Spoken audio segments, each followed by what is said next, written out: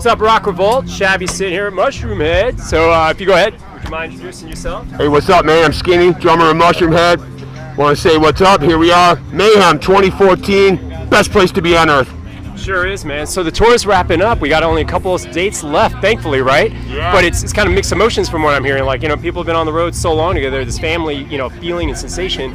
But now I'm guessing you're probably ready to call it a day for a bit, right? You know what, Mushroomhead, we've been doing this 21 years almost now. We're on our 7th album. It just came out in May. It's called The Righteous and the Butterfly on Megaforce Records. And brand new material. It's our 7th album, and we actually just want to stay on the road and continue to perform this brand new material, test it out on different style audiences, and just bring the energy to the people, and obviously the people bring the energy to us. So I mean, it's very much a 50-50, and we're very blessed to be on Mayhem 2014. So speaking of Mayhem, what would you say is like one of the high points, if not the highest point for you, and maybe Mushroomhead as a group, for this whole festival? I know it's been months, and there's still a couple of dates left, so we can't speak for Texas yet, but hey, for now, I'm sure you probably got some points you think were maybe a high point or two. Can you share that with us? Well, I'll tell you what, right now doing this interview, listening to some AC/DC, can't go wrong with any of that ever. No, honest to God, every single day is the high point of the tour. It just gets better and better. We get tighter with other bands. We become more friends with the production people, the catering people, everyone that puts this Mayhem 2014, any Mayhem thing together. God bless you guys. It is holy shit logistics, man. And you guys got your shit together. Keep it up. Everyone is so blessed to be part of this, man. Every day is a blessing to be here. And yeah, that's the highlight. Like right now, man, the next minute of my life is the best moment ever. I'm with you. I'm digging the AC/DC here, Never an interruption, Nope. So, you just talked about it, The Righteous and the Butterfly, right? So out 3 months, you know what I'm saying? Talking with, or just released 3 months, new material, like you said. How are the fans receiving that? Are you seeing them singing back the lyrics? Are they, I know this is a very special album too, for John Vanessa's sake, yeah. In memoriam there. So how's it with the fans? Like, are you feeling like they're connecting with you guys on this, singing it back, that kind of thing? Yeah. Actually, the more, obviously, it's only 3 months out, and it came out of the gate really strong. And thank you for everyone that picked it up and pre-ordered it right off the rip, man.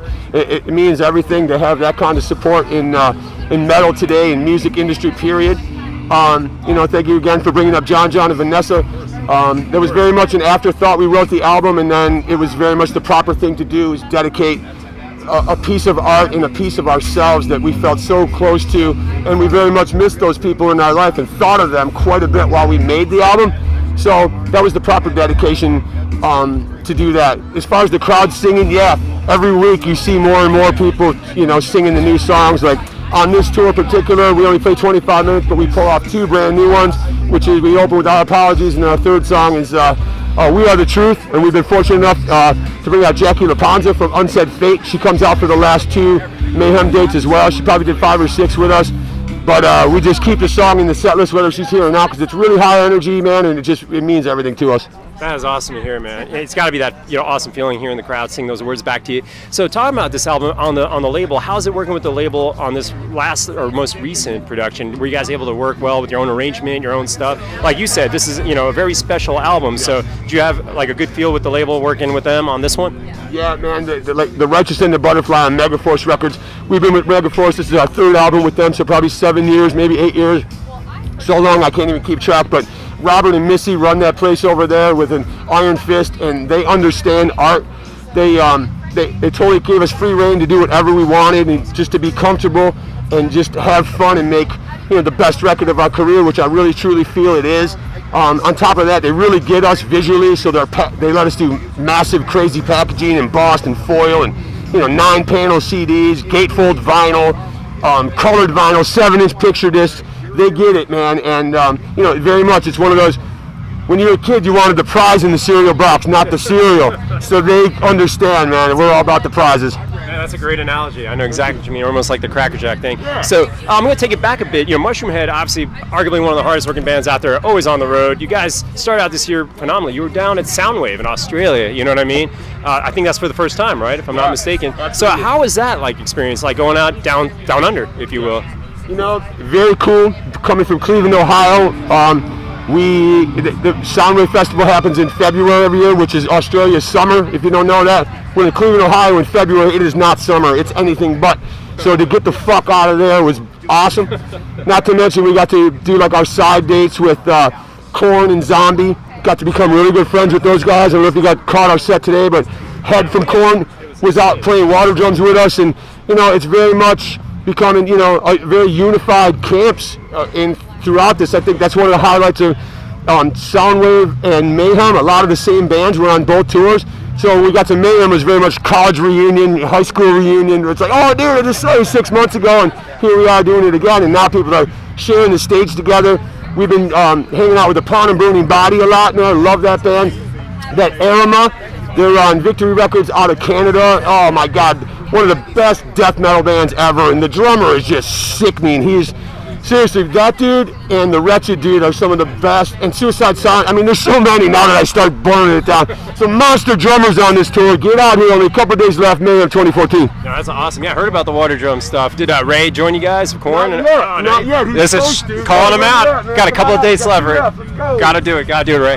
No, that's awesome. So, tour's coming to a close here. What's the first thing you're looking to do, like when you get back, like to de-stress, detune, or do you get a break even? What's like in store for you? Like, one of those guys, man. It's like you go home, you shit, shower, shave, unpack your stuff, kind of decompress for about 20, 30 hours, and then right back to work. Been doing this 22 years, so every tour is very similar. A lot of guys are ready to get home, but by the time you get home, 2 days later, you're ready to get back to work. So, it all depends on how you feel about touring, where your album cycle is. If your album's a couple years old, obviously.